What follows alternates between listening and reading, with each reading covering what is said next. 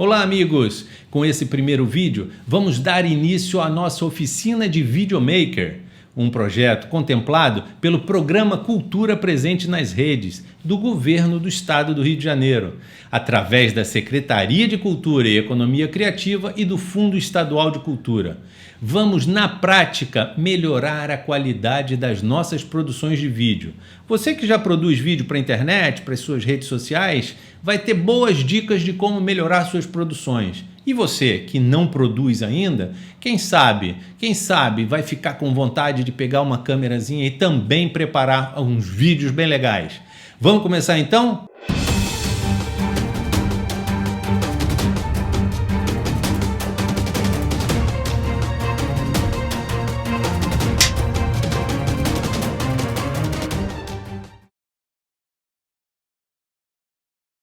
O que é o roteiro? O roteiro é uma colocação em texto da sua ideia. O roteiro é o pontapé inicial para qualquer produção audiovisual, seja ela para televisão, para o cinema, para o videomaker, para rádio. Nasce com uma ideia, depois você vai para o papel e coloca essa sua ideia no papel para distribuir para a equipe que vai trabalhar junto com você no vídeo ou até para conseguir seus apoios, inscrever os seus vídeos em editais.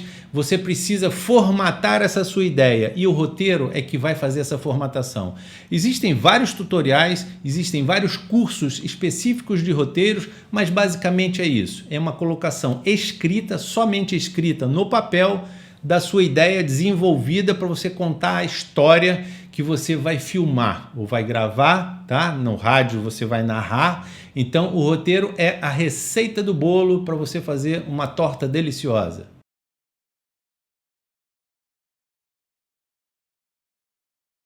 Iluminação é um dos itens mais importantes na produção de vídeo. Eu não preciso nem dizer para você que você precisa ter luz para gravar. Se você estiver no escuro, tudo apagado, numa noite sem lua cheia, sem luz nenhuma, se você apertar o REC da sua câmera, você vai gravar nada. Então você precisa de luz. Você precisa de luz e você precisa saber controlar essa luz. Vamos lá, vamos inicialmente falar dos dois tipos de luz que existem. Existe a luz natural, existe a luz artificial. Luz natural, luz do sol, luz da lua. Luz direta ou indireta? Vamos lá, luz do sol. Você sai de dia, está lá um sol no céu, céu azul. Essa luz é uma luz que a gente chama de luz dura, porque ela é uma luz pontual e ela faz uma sombra muito forte, porque ela sai de um único ponto, é uma luz forte, é uma luz dura.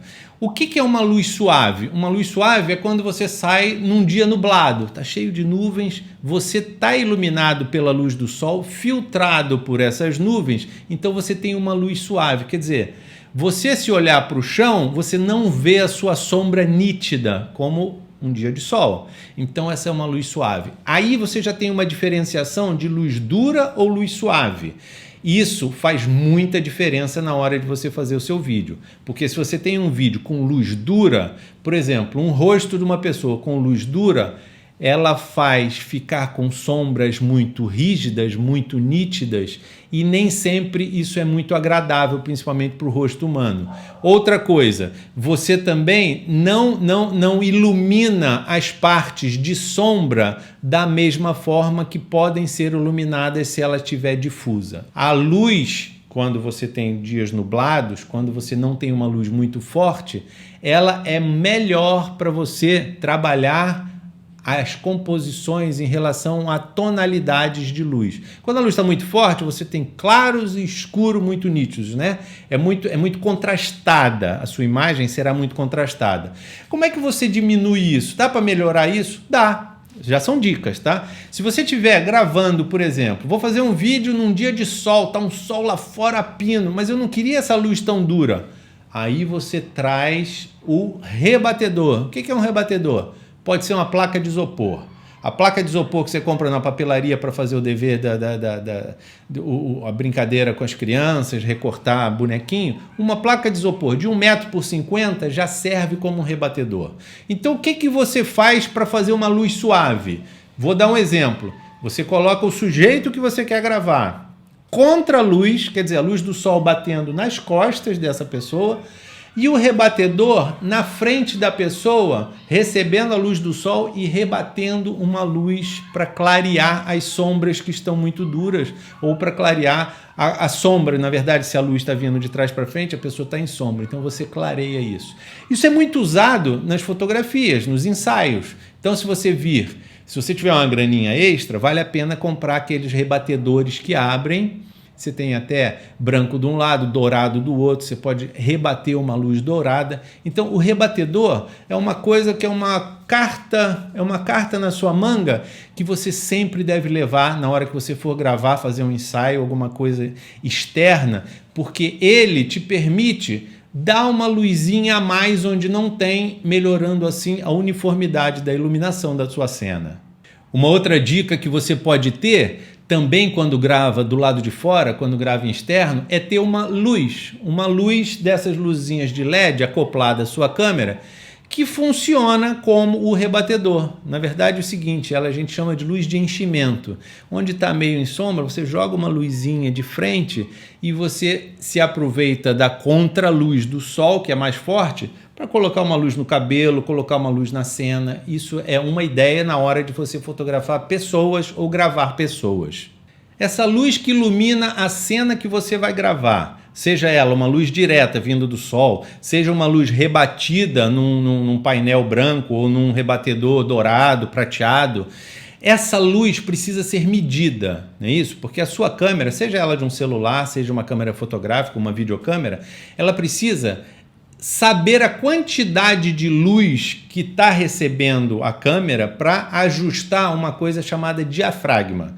É o quê? Ela regula a quantidade de luz que vai atingir o sensor da sua câmera. O que é o diafragma? O diafragma, vamos fazer uma comparação com o nosso olho. É a pupila do nosso olho. Se a gente vai para a praia de dia, um dia de sol, e a gente olha bem para o olho do colega nosso, quem está com a gente vai ver que a pupila fica pequenininha. Por quê? Tem muita luz, ela se fecha, porque ela filtra a quantidade de luz que vai passar pelo nosso olho e para ir para o nosso cérebro. A máquina fotográfica, seja de um celular, seja de uma câmera fotográfica, volto a dizer, se ela estiver programada para automático, automaticamente, se tem muita luz do sol, ela fecha o diafragma, igual o nosso olho. Se tem pouca luz, ela abre o diafragma. Então, esse controle de quantidade de luz é importante. Por quê? É importante você conhecer isso na câmera, porque às vezes você sai para fazer uma gravação, por exemplo, na praia, e coloca a pessoa com o sol pegando no rosto. Legal, você tem uma iluminação muito forte e a sua câmera vai reconhecer que tem aquela luz, vai fechar o diafragma, mas está iluminado direto pelo sol. Quando você tem cenas que misturam sombra e luz, partes iluminadas e partes na sombra, automaticamente a sua câmera vai ler aquela quantidade de luz e vai fechar o diafragma ou abrir o diafragma, vai fazer uma média. Tem muita luz aqui, tem pouca luz aqui, ela faz uma média. Se você tem um rebatedorzinho para iluminar um pouco mais a área de sombra, legal, porque você vai jogar um pouquinho mais de luz onde está em sombra, a máquina vai se ajustar e você vai conseguir ler as coisas que estão nessa sombra com o rebatedor. O que acontece, em geral, muitas pessoas que não sabem dessa coisa automática da câmera, da leitura, é que você deixa ela ler e se tiver uma luz muito forte, por exemplo, se você vai estar na praia, pega a luz do céu, se você enquadra o céu, é muita luz. Então ele vai silhuetar o seu primeiro plano. Se tem uma pessoa ali no sol, está pegando um céu inteiro, ele fecha o diafragma, porque ele vai dizer assim, ó, tem muita luz entrando nesse céu, vou fechar. Quando ele fecha o diafragma, o rosto da pessoa que está em primeiro plano fica em silhueta, fica preto. Por quê? Porque ele diafragmou, né? Ele fechou o diafragma para a luz maior da cena, que é o céu. Você tem uma quantidade de luz na cena que você vai gravar ou que vai filmar. Quantidade, não estou falando de qualidade de luz. Quantidade de luz. Essa quantidade de luz tem que ser informada à sua câmera para dizer o seguinte, abre ou fecha mais o diafragma. Se você tem um controle manual desse diafragma, está muito silhuetado isso aqui, então você abre manualmente, não aceita a opção automática da câmera de colocar muito fechado o diafragma. Não, vou abrir um pouquinho. Então você diafragmando manualmente, você clareia uma área que está escura, por exemplo, e o que vai acontecer com a área que está clara? Vai estourar, vai ficar muito mais clara, mas você vai ter uma leitura nas áreas escuras, porque manualmente você fez essa leitura. O que acontece com as câmeras na hora de ler essa quantidade de luz? Ela tem um sensor, joga o que você está enquadrando, ela joga para lá e volta para ela informando, olha, isso aqui está iluminado, tem tanto de luz, fecha ou abre o diafragma. Uma maneira de fazer isso manualmente é você ter um cartão cinza, porque o cinza não é nem claro, não é nem o branco total, não é nem a luz do sol e nem é o preto. É um meio termo. Eu vou dar um exemplo para vocês. Imagine que você está fotografando ou está gravando uma pessoa vestida de branco na praia. Então vamos lá. A areia da praia é branca, a roupa da pessoa é branca e o céu azul joga muita luz. Se você não tomar cuidado com o diafragma ou não tiver como diafragmar manualmente, o que vai acontecer? Vai dizer para a máquina assim, ih, tem muita luz no céu, e o vestido dela está refletindo muita luz, e a areia é muito branca. Então ela vai dizer o seguinte, fecha o diafragma. O que vai acontecer com a sua imagem? Vai ficar completamente escura. Se você não tiver um controle manual para poder abrir um pouquinho e dizer assim, olha, obrigado por ter lido aí o diafragma da câmera, mas eu vou fazer manualmente, vou abrir um pouquinho e assim você vai ter uma leitura correta da quantidade de luz que você tem. A melhor opção quando você vai sair para gravar alguma coisa ao ar livre e está um dia de sol, procure uma área de sombra. Procure embaixo de uma árvore, vai para um cantinho, leva um rebatedorzinho para levar um pouquinho mais de luz onde está a sombra. Você com certeza vai ter uma resposta da câmera, qualquer que seja a sua câmera, pode ser um celular, pode ser uma câmera profissional, você vai ter uma resposta de qualidade de imagem muito superior a você jogar ela numa luz direta e forte. Falamos de quantidade de luz, agora vamos falar um pouquinho de qualidade de luz. Existem diversos tipos de iluminação. Você tem iluminação de luz natural, que tem uma temperatura de cor. Você tem iluminação de luz incandescente, que são as lâmpadas antigas, né, que estão todas sendo substituídas por lâmpada LED. Você tem o LED, você tem lâmpadas tungstênio, que são as lâmpadas de estúdios de televisão, estúdios de cinema. Cada uma delas tem uma cor. O nosso olho se adapta automaticamente a todas elas. Se eu entrei num ambiente onde tem luz fluorescente, para mim é branco, né? Para mim é branca, luz branca. Se eu vou para a rua, tá dia de sol, para mim é luz branca. Se eu entro num lugar onde tem luz incandescente, para mim é luz branca. Pode estar até um pouco amarelada, porque tem umas luzes mais amareladas. Enfim, o nosso olho se adapta à qualidade de luz. As câmeras nem sempre fazem isso automaticamente. Se você deixar um controle que existe na tua câmera chamado White Balance em automático, automaticamente onde ele vai, ele identifica. Mas se você misturar a luz, ela pode fazer confusão, pode ficar esverdeada a imagem que você grava, pode ficar amarelada. Então você tem que saber o seguinte, a qualidade de luz pode ser também regulada manualmente, que é o White Balance, balanceamento de branco. Por que balanceamento de branco? Porque é o seguinte, se você lembra lá da história da aula de física, de Newton, disco de Newton, que você colore o disco, roda, roda, roda e fica branco, a soma de todas as cores em luz é branco.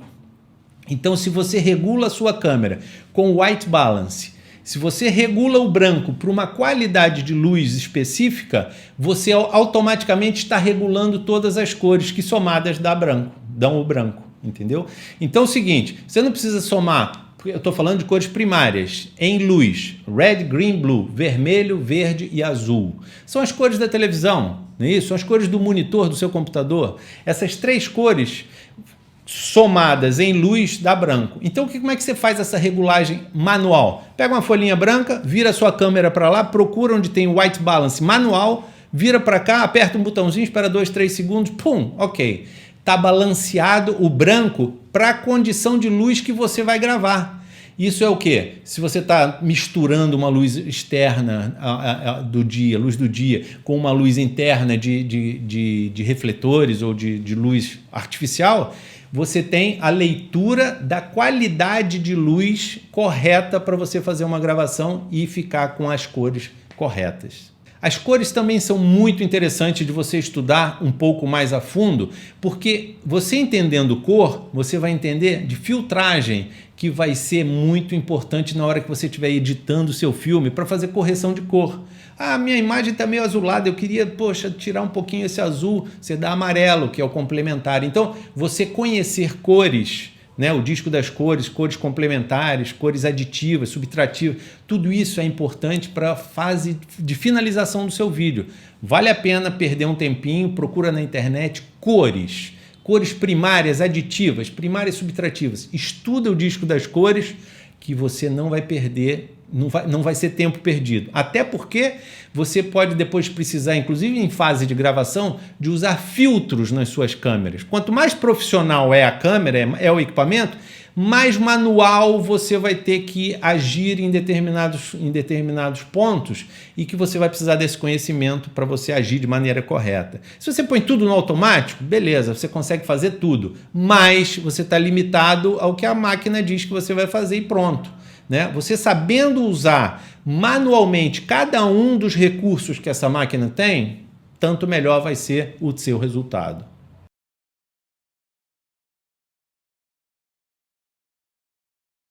Vamos falar agora de uma coisa importantíssima. Eu pessoalmente considero 40% de uma produção de vídeo. 40%.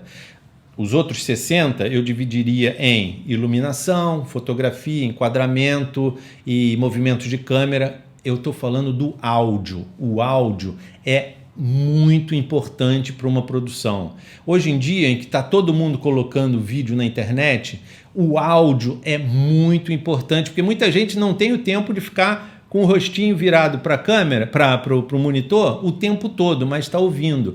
E você, quando assiste um vídeo com áudio ruim, ou com voz estourada, ou com música muito alta, você realmente não fica muito tempo, você troca. Então, o áudio, tomem cuidado com o áudio e percam um tempo com o áudio. O áudio, quando eu falo áudio, a captura do áudio é importantíssima e para isso vale a pena você investir e estudar um pouquinho em microfone de qualidade, um microfone de qualidade.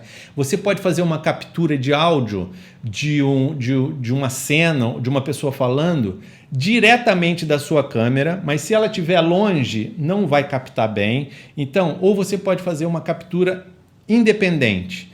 Se você optar por gravar ou filmar independente o áudio do vídeo, depois você vai precisar sincronizar isso em fase de edição. Para isso existe a claquete em fase de gravação. O que é a claquete? Você já deve ter visto uma claquete, que é isso que está aqui.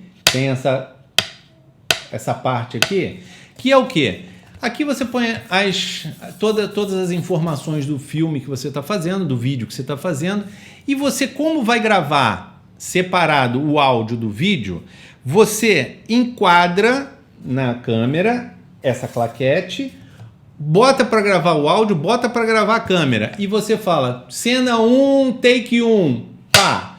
Quando você grava, você está fazendo o vídeo desse pedaço da claquete batendo aqui e a gente ouve no áudio a batida, ó. Ao mesmo tempo que a imagem encosta um no outro aqui, o áudio faz o pá. É onde você usa para sincronizar isso na hora de editar o teu material. Então, se você optar por fazer gravação independente de áudio e vídeo, leva uma claquetezinha. Então vamos lá. Claquete, plá, cena 1, número 1, plá. Em cena, porque você vê a imagem, depois na hora da edição, você procura a imagem onde está encostando uma claquete, um ponto do outro da claquete. E procura no áudio o pá, pronto, dali sincronizou, você tem tudo sincronizado. Para finalizar essa parte de áudio, quase todas as câmeras, inclusive os telefones celulares, possuem entradas auxiliares de microfone. Então você pode tranquilamente, sem gravar externamente em outro gravador, gravar na própria câmera, mas usando um microfone que não é o microfone embutido da câmera ou do celular. Você coloca um microfone lapela, o fiozinho dele entra na entrada de microfone da sua câmera ou do seu celular e você já grava sincronizando o áudio com o vídeo. Aí você não vai precisar de claquete nesse momento. E se você tem câmeras profissionais, também elas têm uma entrada de áudio que podem ser ligadas ao microfone que você está captando o áudio.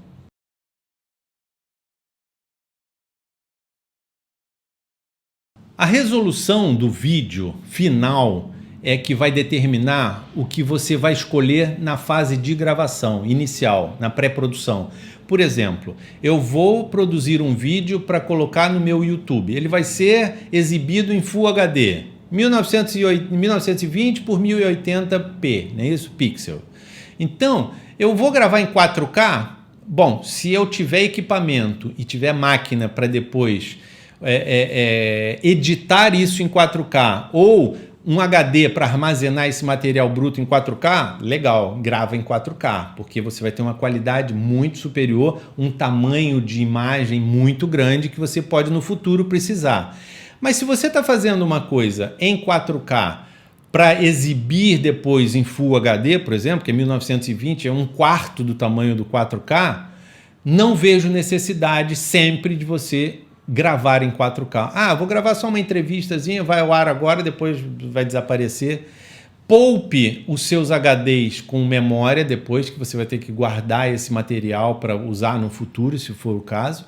Ou vai ter que converter esses arquivos para editar de uma maneira menor, porque é o seguinte, para você editar em 4K, a tua máquina, o teu computador tem que ser muito poderoso, porque é uma imagem, ela fica muito pesada, entendeu? Então, se você tem um equipamento 4K e você não vai exibir em 4K, dê uma avaliada se vale a pena gravar em 4K ou não. Na maioria das vezes, não vale a pena gravar na maior resolução, se não é o objetivo depois guardar como material de arquivo ou depois produzir alguma coisa que necessite de uma resolução superior. Dê uma analisada no teu produto final para escolher a resolução que você precisa para a exibição do teu material, para a distribuição do teu material. Ok? Vamos terminando então agora aqui esse primeiro vídeo da nossa oficina de videomaker. Espero que esteja sendo do agrado de vocês e vamos para o segundo vídeo que já vai começar daqui a pouco. É só dar um clique aqui que você já é mandado para lá. Beleza? A gente se vê daqui a pouco. Até lá!